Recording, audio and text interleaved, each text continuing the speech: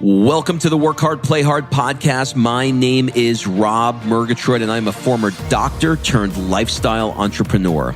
Each week, I interview some of the best minds on the planet on the science of achievement and the art of fulfillment.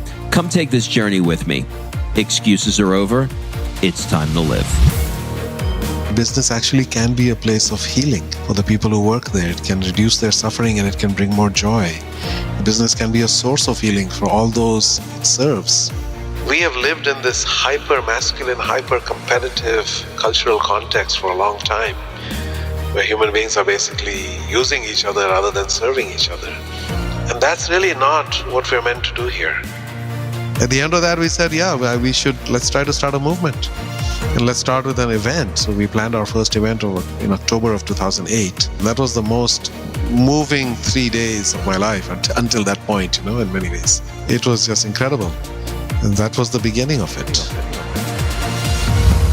Okay, before we jump into this interview, I want to invite you to be considered for my 2019 Traveling Mastermind. So go to workhardplayhardmastermind.com and fill out the application, and we'll jump on a call to see if you're a great fit. This year, we'll be in Boston doing lots of cool things like training with Tom Brady's trainer, Alex Guerrero. In the middle of the year, we'll be heading to Monaco doing things like vintage car rides through the French Riviera. And then we're going to wrap the year in Florence, Italy, doing things like truffle hunting and hot air ballooning over Florence. Look, life is all about fulfillment, and I really try and walk the walk. So if you are looking to be part of our tribe of 28 high-achieving entrepreneurs that are in the 6- and 7-figure range, fill out your application at workhardplayhardmastermind.com to be considered.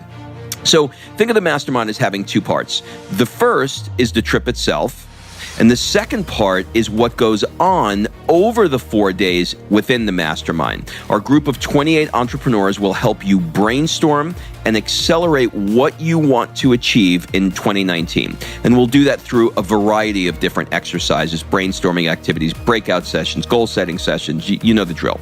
So go to workhardplayhardmastermind.com, fill out an application, and we'll jump on a call to see if you're a fit. All right, let's jump into today's episode. What's up, everybody? This is Rob Murgatroyd, and welcome to another episode of the Work Hard, Play Hard show. This episode features Raj Sisodia. You can find him at Raj Sisodia. I wanted to have Raj on the show because he is a conscious capitalist. So what's a conscious capitalist, you ask? Well, it's a guy who has made a shit ton of money, but he's done it in a way that positively impacts the world. And if I'm being completely frank with you, I am not strong in this area, and I want to be. So I wanted to learn some more, and I thought you might as well. So who is Raj? Raj is the author of the New York Times and Wall Street Journal bestseller, Conscious Capitalism. He's a professor of global business at Babson College, and he's the co-writer of a book with none other than Bob Mackey, the owner of Whole Foods. He's a smart dude. You're going to learn a lot about how to be a better capitalist, have some fun, and have a more fulfilling life. So without further ado, please enjoy this conversation I had with Raj Sisodia.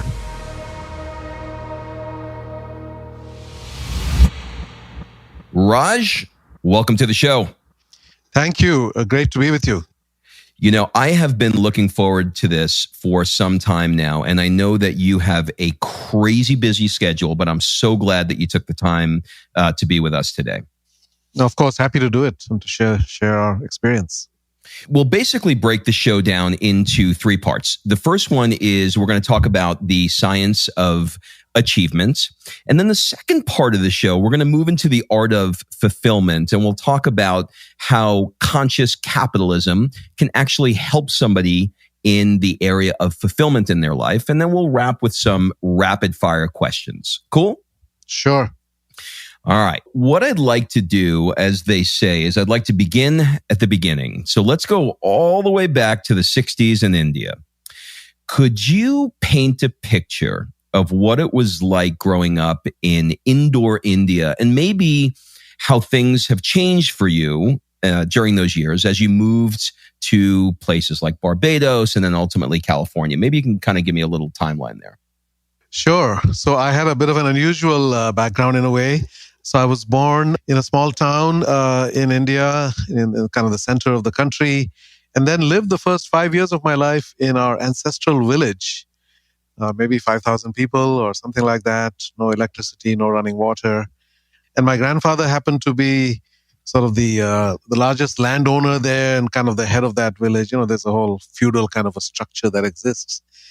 Ethos is very much, as I said, a feudal, patriarchal, kind of hyper masculine, and you could even say in some ways misogynistic and so forth, right? So it's not a super healthy environment in that sense. It's not a balanced, integrated thing. So I grew up in that setting, being exposed to what we would call sort of the hypermasculine energy, right? Manifested in many healthy, but also many unhealthy ways too.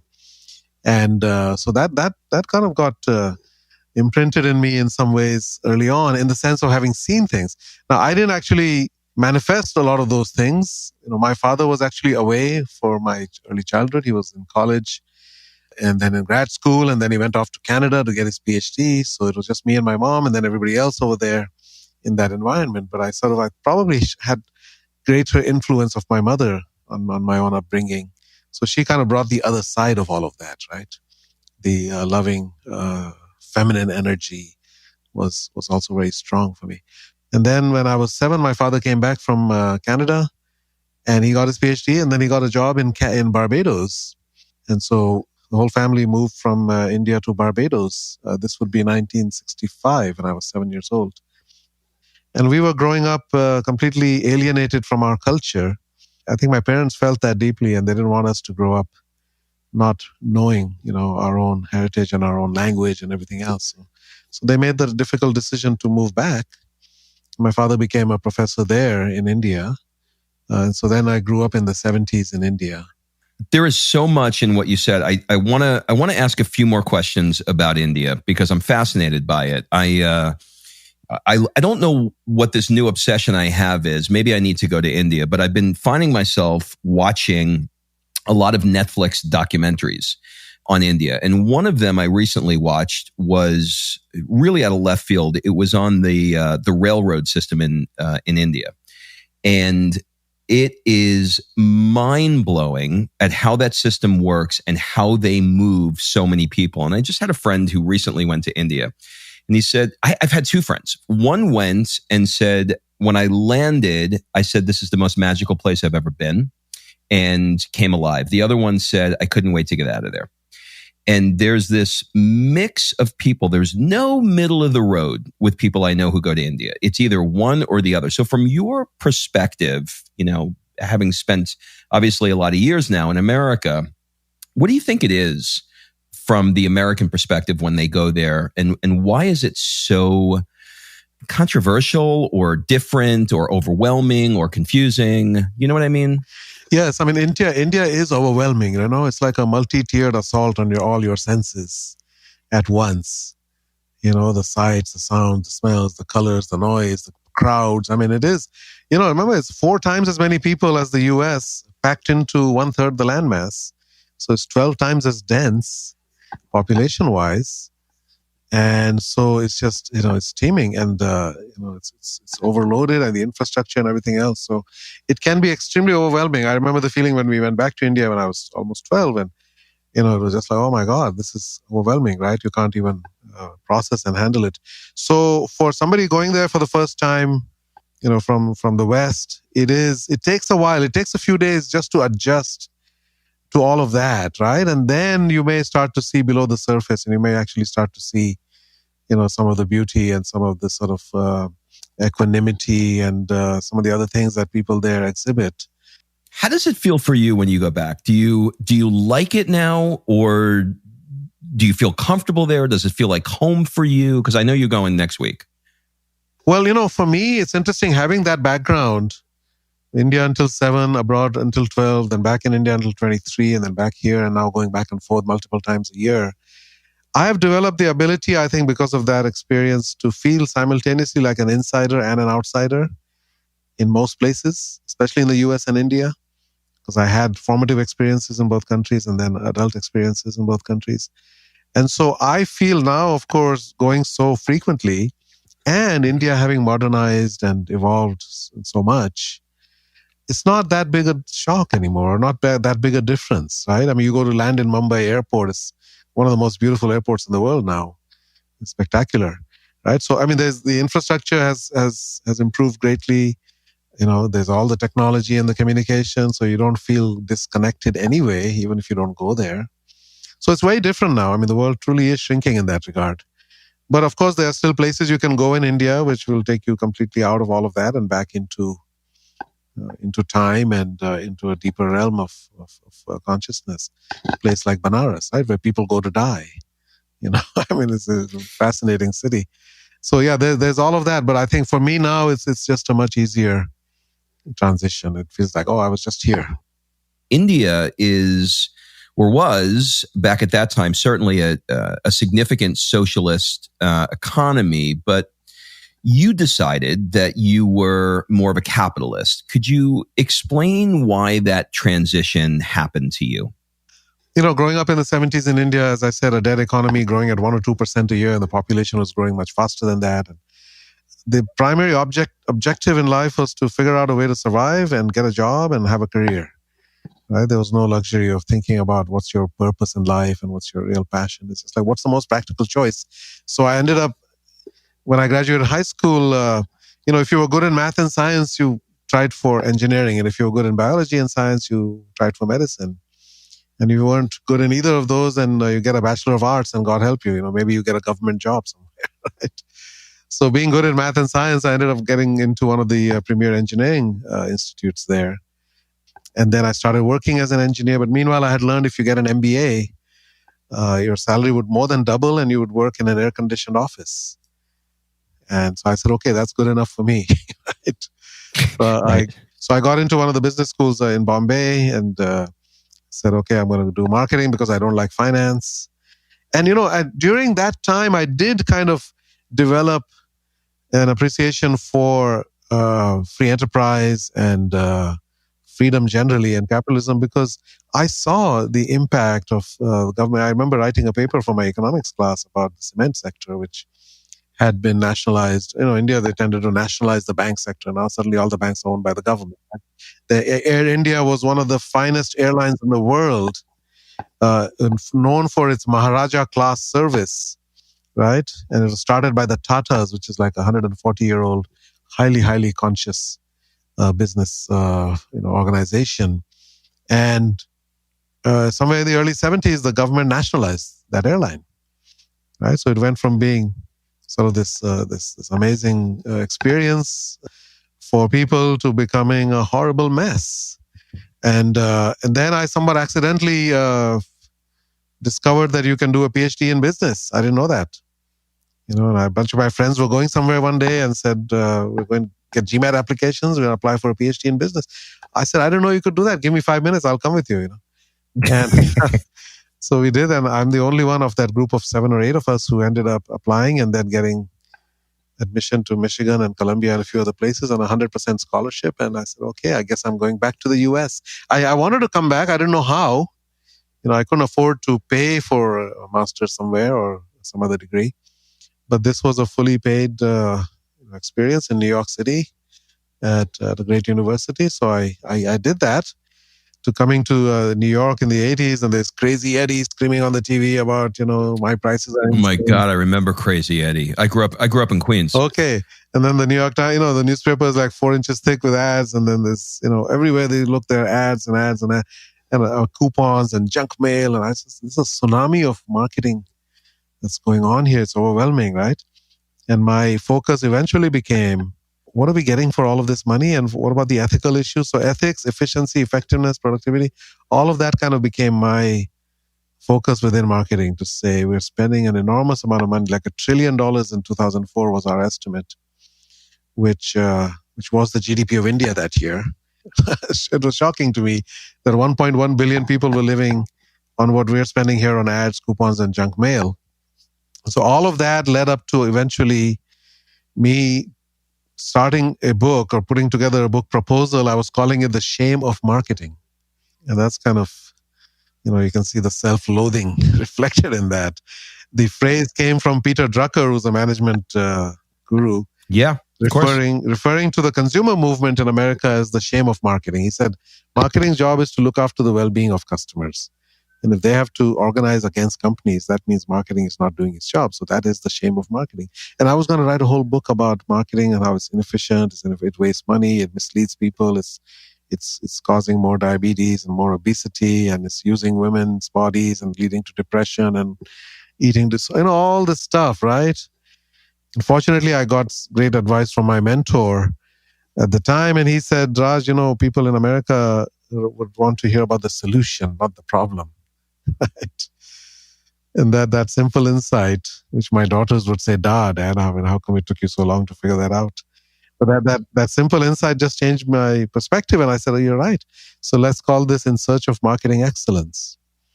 Because I said most companies spend a ton of money, and yet customer loyalty and trust are plummeting, despite you can't buy those things. So most companies spend a lot and get lousy outcomes. Which are the companies that don't spend a lot and get great outcomes? So what are they doing? Right? Let's learn from them. Well, your mom said something to you when you were younger, and she reminded you not to bring pain in somebody else's heart. Could you maybe give us some context on what that meant for you in those formative years? Yeah, that's an expression she uses a lot. It's in Hindi, we say, "Kisi ka dil nahi dukhate." Matlab, we shouldn't, bring pain to anybody's heart. Like, he says, I would never want to do anything that's going to bring pain to somebody's heart. So that idea, is deeply embedded in my psyche to the extent possible. And, it's sort of showing up now in my work, and this current book that we're literally just putting the finishing touches on, called The Healing Organization, Awakening the Conscience of Business to Help Save the World. That business actually can be a place of healing for the people who work there. It can reduce their suffering, and it can bring more joy. And business can be a source of healing for all those it serves, the customers, the communities, environment. And it can be a force for healing in the world, in society, to bridge all the divisions that exist today. So I think that mindset, which I think is so needed in the world, because we have lived in this hyper-masculine, hyper-competitive, almost predatory kind of cultural context for a long time, where human beings are basically using each other rather than serving each other. They're taking advantage of each other in order to get ahead. And that's really not what we're meant to do here. I think we're meant to take care of each other, serve each other, meet each other's needs. And from that we derive our deepest fulfillment. And we derive meaning and purpose and joy. And of course, we also meet our own material and worldly needs as well by doing that extremely well. So when you run a business on true love and care and a mindset of serving, those businesses are very, very successful. Right? So they don't pursue profit, but actually they are more profitable and more, they generate more value of all kinds by focusing on serving. Well, speaking of, you literally wrote the book on being a conscious capitalist. In fact, you co-wrote the book with John Mackey, the co-founder of Whole Foods, which was put out by Harvard Books. And it went to number 2 on the Wall Street Journal. A couple of questions on that. How did you meet John Mackey, and why did you decide to write this book together? So I met John Mackey as at the end of writing the book Firms of Endearment, which I mentioned earlier. As I said, we started out looking for companies that spend less on marketing and yet had outstanding customer loyalty and trust. And Whole Foods was one of the poster child examples of that, spending 90% below the industry average on marketing, not having a chief marketing officer, not having an ad agency. 90% of what they actually did spend was spent at the store level, not at headquarters. And most of that, 90% of that was community activities, supporting their communities. They thought of that as marketing. Right? So in one way, they're very unsophisticated about marketing, but they know there's a beauty to that. There's an innocence to that, right? They just said, we're just going to do the right thing for our customers and take care of our communities. So they took care of their customers, and they got the benefit of free word of mouth, and everybody became sort of an advocate on their behalf, employees. So, what we found was not just the customers love these companies, employees love them too, communities embrace them, suppliers are loyal to them, so they're stakeholder oriented. Then we found that they have a reason for being, and that's what is the glue that holds everybody together. Everybody wants to be part of this thing that's trying to do something meaningful, in the Whole Foods' case, to improve people's health, right? By educating them that what you put into your body makes a difference to your health and the health of the food system and the health of the planet. So there was a purity and an innocence to that business. Synchronicity stepped in, I think. So my co-author, David Wolf, was sitting on a flight somewhere and then talking to the person next to him and mentioned the book that we were close to completing. And she said, "Oh, John Mackey would love that. Can you send it to me?" He said, "Well, it's not done yet." He said, "Doesn't matter. She said, just send me the Word document." So he emailed her the Word document, a 300-page document that she emailed to John, and John actually read it. That tells you how unusual he is. Because how many CEOs are going to read? A CEO of a public company is going to read a 300-page Word document that somebody sends him. But he did, and then he reached out to us and said, "I love this book, and this represents everything that I'm passionate about. I'd love to meet and see what we can do together and how I can help." And I shared with John a mind map that I had created called the Institute for New Capitalism, or the acronym being INC, I-N-C. Because after I wrote that book and, we discovered this way of being, and I remember the distinct moment, I think it was June 12th of 2005, when I was in the middle of writing that book in Pennsylvania and the Poconos on a writing retreat. And I was writing some of the stories of these companies and what they did for not just customers, for employees, for the families. And they were so deeply emotional. The stories were so moving that I literally had tears in my eyes as I was trying to type. And I said to David, I've never had a positive emotional reaction to my work before. And then when we did the financial analysis at the end of our research, we found that these companies outperformed the market 9-1 over a 10-year period. I mean, that was just icing on the cake. At the end of that, we said, let's try to start a movement. And let's start with an event. So we planned our first event in October of 2008 in Austin.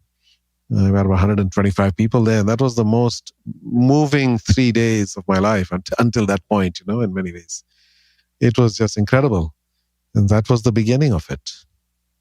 Absolutely amazing. All right, let's move on to the second part of the show, which is about the art of fulfillment. And it's basically to discuss areas of your life that are really sort of outside of business. I know that you love to sing and dance. Which one are you better at? Not dance. I don't like to dance. You don't like to dance, huh? No. Yeah, that's an Indian stereotype, maybe. You see the Indians dancing all over the place. No. I read this somewhere. Oh, really? Did I get one of them right? Do you love singing. to sing? I do love to sing.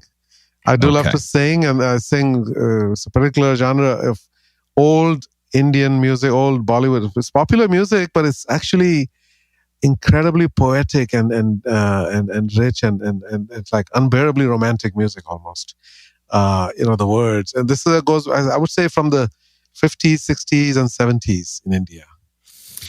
I love it. Are there any positions or opinions in the last few years, or it could be way back, it doesn't have to be in the last few years, that you have changed substantially, where you've shifted your position or you've completely changed your mind?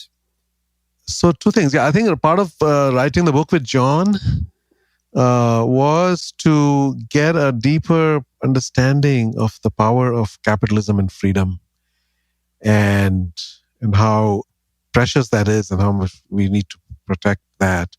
Because, I did still have some degree of, not a socialist mindset, but, a kind of perspective on business that did not fully recognize the power of freedom. And also, I did not understand what capitalism had done for humanity, or what that institution had meant. So I think John sort of prescribed a set of books for me to read as part of writing that book. One was called The Rational Optimist, and one was In Defense of Global Capitalism, which I did read. And, I developed a deeper appreciation for the power of capitalism and the impact that it has had. If you were a critic doing a review of your life so far, what would you say? Well, if it's a critic, you mean they have to be critical, or they're just being objective? You can. It's dealer's choice. Okay, so I would say it's it's a life that seems like a random set of things that happened, right? And completely disjointed, disconnected experiences in very, very different places. And a series of seemingly random decisions about career and professional kinds of choices. But that is all now starting to feel like it's part of a pattern, right? It's part of a picture that's getting completed. That everything that happened eventually tied into something else at some point later on, maybe decades later.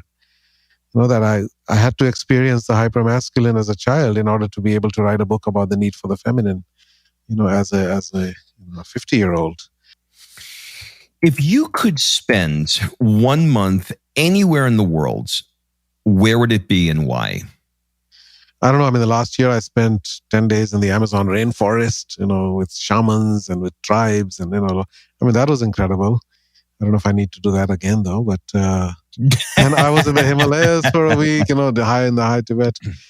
And I was in a silent retreat for 4 days. Maybe that was a beautiful experience. I don't know, maybe a place like Bali, which I've been once, but not for a very long time. But I think, it would be a very peaceful place that is suffused with a certain kind of energy that seems to pervade. And I think just, I'm working on a book. I'm planning to work on a very personal book next. And I think being in a place like that for a month would really serve that work very well. I love it. All right. Last rounds, which is a rapid fire round. Answer as quickly or as slowly as you'd like. It's basically a first thing that comes to mind. What would your friends say is one of your superpowers? Coming up with acronyms. That's the first time I've heard that one. What's one of the things you're afraid of right now? Not being able to do justice to the themes, the very deep themes that I'm taking on. Being worthy of addressing, for example, something like healing in the world. What's the one thing that you want to get better at? I want to get better as a writer. I think I'm reasonably good, but I think there's much more growth there. So I'd love to develop my writing. What book have you reread the most? Man's Search for Meaning by Viktor Frankl. That is the number one answer to that question. And it's sitting on my desk next to me. Absolutely incredible book. What is your guilty pleasure? Bourbon.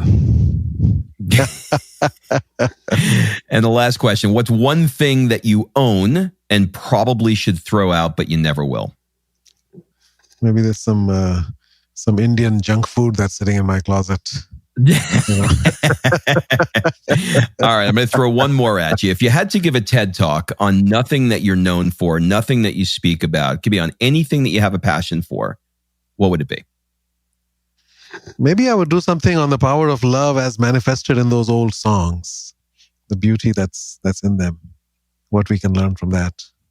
Love that. There's energy in those old songs. Oh, there's incredible depth and beauty in those. Yeah. I mean, they've expressed things that you could not even, like, how did somebody think of that? I mean, mostly, as I said, they're about love and romance. But in a way, it's just like, wow, how did you connect those two thoughts in that context? It's amazing, actually. Absolutely incredible. Well, I am so grateful that you took the chance, that you took the time to do this, and you gave this new podcast here a chance. I want to change things up a little bit. What one question would you like to ask me?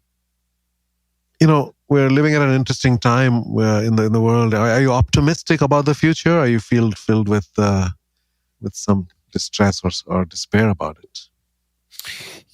I am incredibly optimistic about the future, but I have some very specific things that I keep in place to keep me optimistic. I don't dwell on negative thoughts. I'm really, really good at interrupting the pattern. When I have some negativity that comes into my life, I journal it.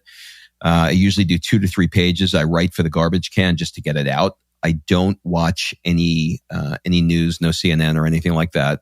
And I surround myself very strategically with people that lift me up. So I try and have some bumpers around my life to keep the energy high. Yeah, that's wonderful. So I was using the quote, it was the best of times, it was the worst of times, from Charles Dickens.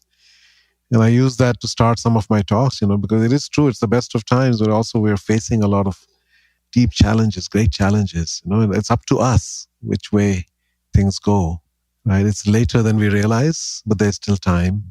We can do something about it. So I think we have to remain optimistic, and from there we can act. Well, this was absolutely incredible, Raj. Thank you so much for taking the time. Do you have any final words, suggestions, or an ask for the people that are listening? Well, our book comes out in September, The Healing Organization, Awakening the Conscience of Business to Help Save the World. I believe it's the most important and profound work that I've ever been involved with. I believe it has the potential to change hearts and minds and lives. It made us cry just writing this book. And so I encourage people to look it up, pre-order if they are moved to do so. And I think I'm going to dedicate the foreseeable next segment of my life to spreading a movement around healing. We need healing in this world. For sure. For sure. What a beautiful way to end this. Raj, thank you so much for taking the time. You're very, very welcome, Rob. Thank you for having me. All right. Thanks for listening. If you love this episode and you know someone that needs some help in either stepping up their work hard game or their play hard game, it would mean the world to me if you shared this podcast with them to help me get this movement out there. So if you like what you heard, head on over to iTunes, take 30 seconds, and leave me a 5-star review, and I will be forever grateful. So until the next episode, excuses are over. It's time to live.